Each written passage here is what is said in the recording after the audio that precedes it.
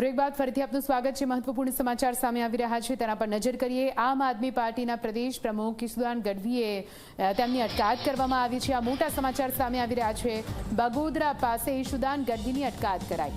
ખેડૂત મહાપંચાયતમાં જતા પહેલા તેમની અટકાયત કરી દેવામાં આવી છે। આપને જણાવી દઈએ, બોટાદના હળદડ ગામે યોજાવાની હતી મહાપંચાયત। કાર્યકર્તાઓની પણ બગોદરા પોલીસે અટકાયત કરી લીધી છે। તો ખેડૂત મહાપંચાયતમાં જવા માટે નીકળ્યા હતા ઈશુદાન ગઢવી, જો કે તે પહેલા જ તેમની અટકાયત કરી લેવામાં આવી છે। કાર્યકર્તાઓની પણ બગોદરા પોલીસે અટકાયત કરી લીધી છે। બોટાદમાં ખેડૂતોનો વિરોધ યથાવત છે, ત્યારે ખેડૂતોની વહારે આવવા માટે આમ આદમી પાર્ટીના નેતા, આમ આદમી પાર્ટીના પ્રદેશ પ્રમુખ ઈશુદાન ગઢવી, જેઓ સભામાં સહભાગી થવા માટે જઈ રહ્યા હતા, જો કે તે પહેલા જ ઈશુદાન ગઢવીની અટકાયત કરી લેવામાં આવી છે। બિલકુલથી આ એક મોટા સમાચાર, કારણ કે આપ જુઓ કેટલાય સમયથી ખેડૂતો ત્યાં વિરોધ કરી રહ્યા છે નિધિ, અને આ વિરોધ દરમિયાન આજે એક સભાનું આયોજન કરવામાં આવ્યું હતું, ત્યારે પોલીસની વાન છે તેને પણ પલટી દેવામાં આવી છે।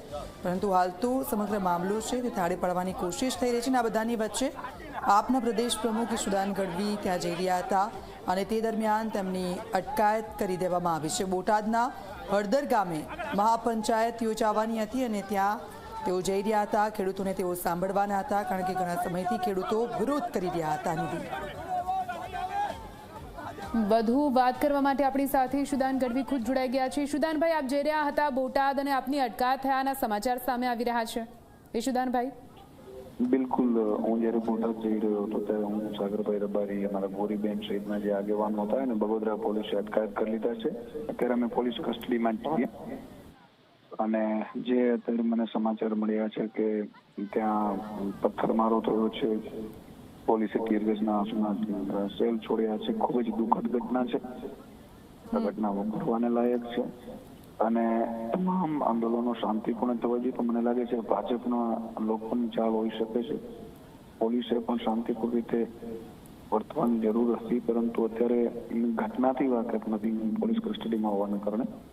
પરંતુ જે રીતે પ્રાઇમરી ઇન્ફોર્મેશન આવી છે, મને એવું લાગે છે કે ગુજરાત શાંતિ પ્રિય છે, એટલે એનો મતલબ એમ થાય ઈશુદાનભાઈ કે આપને રોકવામાં આવી રહ્યા છે।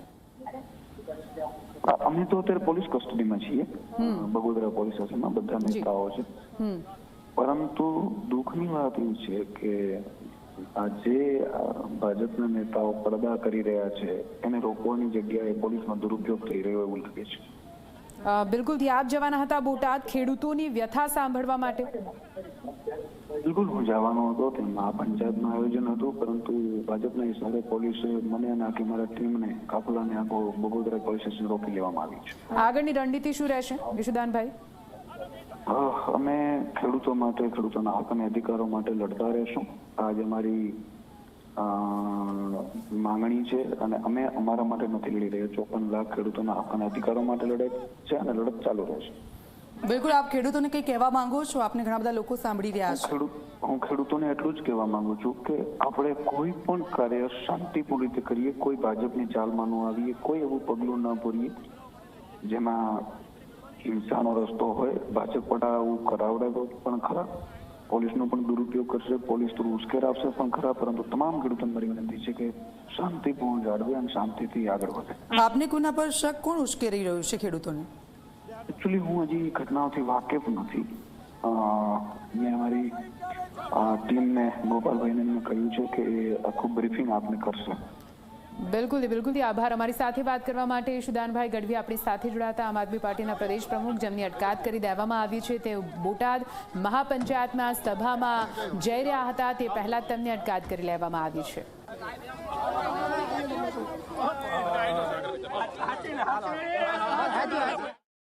એ ખેડૂતોની ખેત પેદાશમાં કડદો કરી અને ખેડૂતોને લૂંટવાનું કામ કરતા હતા, અને લૂંટની સામે અવાજ ઉઠાવવાનું કામ આમ આદમી પાર્ટીના માધ્યમથી આમ આદમી પાર્ટીના નેતા રાજુભાઈએ કર્યું।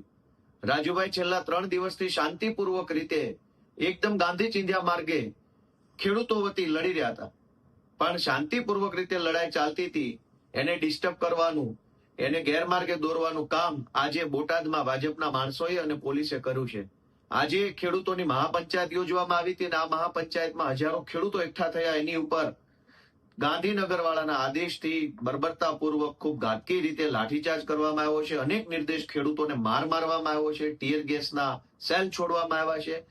આટલી હદે અન્યાય, અત્યાચાર અને દાદાગીરી એ અંગ્રેજોને પણ શરમાવે એવું કૃત્ય છે. ખેડૂતોના હામી બનવાના બદલે, ખેડૂતોની મદદ કરવાના બદલે, ખેડૂતોના હક અને અધિકારો આપવાના બદલે ખેડૂતો ઉપર ટીયર ગેસના સેલ છોડવા, ખેડૂતો ઉપર દંડા વરસાવવા એ ભાજપની હલકી માનસિકતા છે અને એની સામે આમ આદમી પાર્ટી લડી રહી છે. હું સમગ્ર ગુજરાતના આમ આદમી પાર્ટીના કાર્યકર્તાને વિનંતી કરું છું કે આપણે ખેડૂતોનો પૂરી મજબૂતીથી સાથ આપવાનો છે. ભાજપની તાનાશાહી કે ભાજપના દમ દાટીને દંડાના શાસનથી બિલકુલ ડર્યા વગર જે કંઈ પણ આપણાથી યોગદાન આપી શકાય યોગદાન આપવાનું છે અને ગુજરાતના ખેડૂતોને આપણે સાથ આપવાના છે.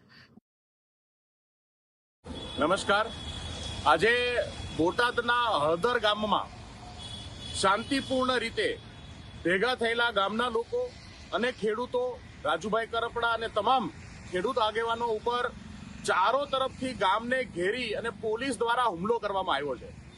પોલીસના લોકોએ જ તે પોતાની ગાડીઓ સળગાવી, પોતાની ગાડીઓ ઉલટી નાખી, પોલીસના લોકોએ તે પથ્થરબાજો કરી અને કોઈ પણ ભોગે ત્યાં ભેગા થયેલા લોકોને વિખેરવા માટે બહુ બર્બરતાપૂર્વક લોકો ઉપર હુમલો કર્યો છે. ટીયર ગેસ છોડ્યા છે, ફાયરિંગ પણ થયું હોય એવો પણ અંદેશો છે. ખેડૂતો ઉપર આટલી બર્બરતાપૂર્વક જે કૃત્ય કરવામાં આવ્યું છે એને સખત શબ્દોમાં વખોડીએ છે.